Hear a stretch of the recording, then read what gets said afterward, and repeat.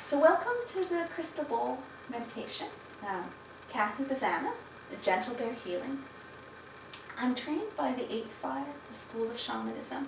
I'm a registered acupressurist, a Reiki Master, plus 3 extra years training to the 23rd degree, and a few other things. And they all work together. And what I'm looking for is to be satisfied. I am not interested in something that feels good for a moment and leaves me with an ache, a want, an unsatisfied feeling.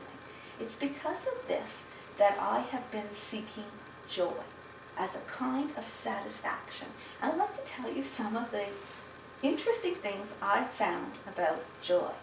It doesn't want you to be serious. Now, of course, it needs you to pay your bills and do everything you need to do. But after that, it doesn't want you to be serious. Are you surprised? It's just that we've all got into this idea that everything of value happens when we work. And you know, I'm a hard worker. Under every definition I am. But I don't work hard to just work. I work hard to find what satisfies, to find the joy. And as I was working hard to find the joy, the universe kept putting babies in front of me. So I'm at the chiropractor, and the chiropractors are amazing, and this baby is looking at me beside me and does this smile, maybe 4 months old, and I healed. I'm going, whoa, that baby just healed me with their smile. And then I'm standing in the line at Costco, and the baby in front of me smiles at me, and I heal. I said, oh, that baby just healed me with their smile. And then another day I was walking in the park, and I walked by a baby, and they were kicking their feet, and I healed. And I thought, oh, how did they do that? And I found out it was their joy. They say a baby can smile 220 times a day. 220 opportunities that they heal someone. So you get an idea of the power of real happiness, of joy. It is the undiscovered territory. Because no one's attending any joy classes. When was the last time you attended a joy class, you know? No one is attending any joy classes. Well, tonight you have attended a joy class. Welcome to my official joy class. The first thing I want to tell you about joy is it does not want you to be serious. And each and every time joy has arrived, it has asked me to be silly.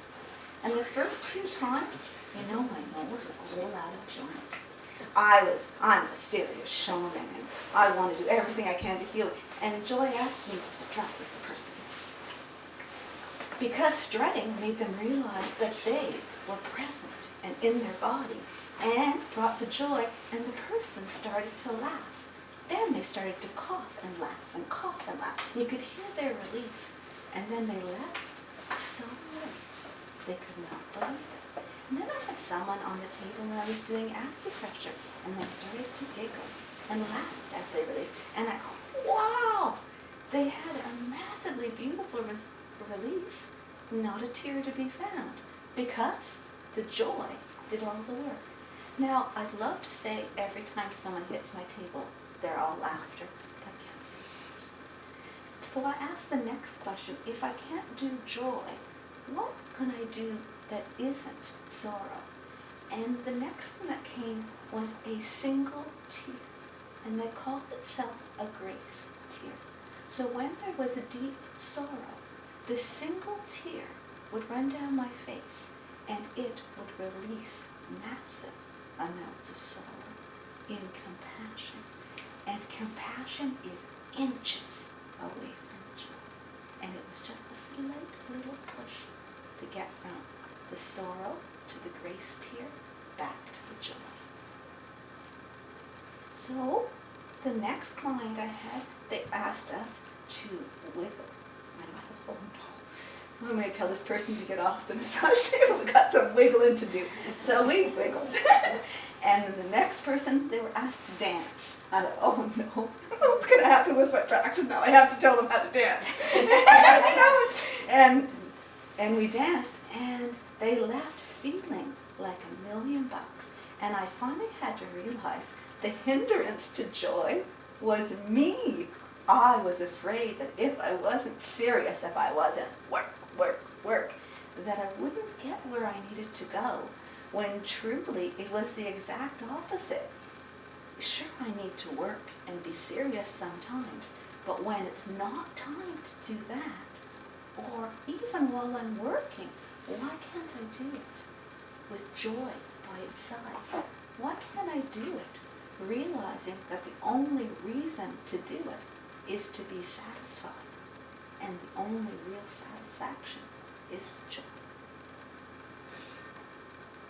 So, as usual, if you want to know how to live well, look at someone under 5. If you want to look how to look wise, look at someone under 5. If you want to know how to negotiate, look at someone under 5.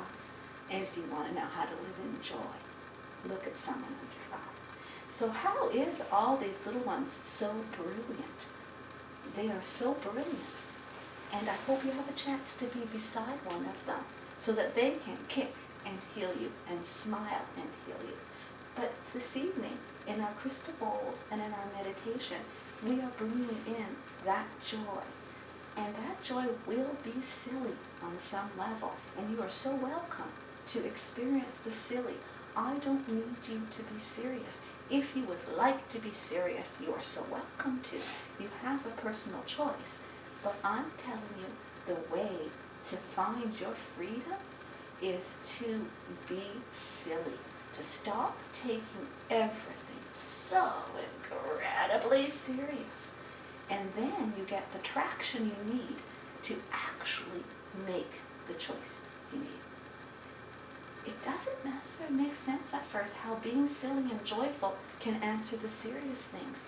But when you have a release in your body and you have the endorphins and the joy, your ability to reason and think of alternative situations increases dramatically. A side effect of joy. And the best side effect of all, you stop discriminating against yourself, telling yourself you're too this and you're too that, and you're not enough this and you're not enough that, which is obviously not joy. It's like you don't have time to do that. You're too busy actually being satisfied. So what are you going to choose next time you're in a tough corner? You're going to be serious for a moment and say, I want to solve that. And how are you going to solve it? Are you going to solve it by not getting all tied up in knots and saying, I'm going to look for some resources to solve this, and maybe it's going to be joy as part of the package. And you're not running away from your problem. You're actually intending to solve it. Do you really care if you solve the problem? Do you care if you actually have to laugh while it's going on? If the problem's solved, do you mind that you have to laugh too? Is it asking too much? I mean, for me, it was at first. It seemed, I don't know, disrespectful, I thought at first, until I realized that I was never disrespecting someone to set them free so they might actually experience joy. There is no reward for suffering.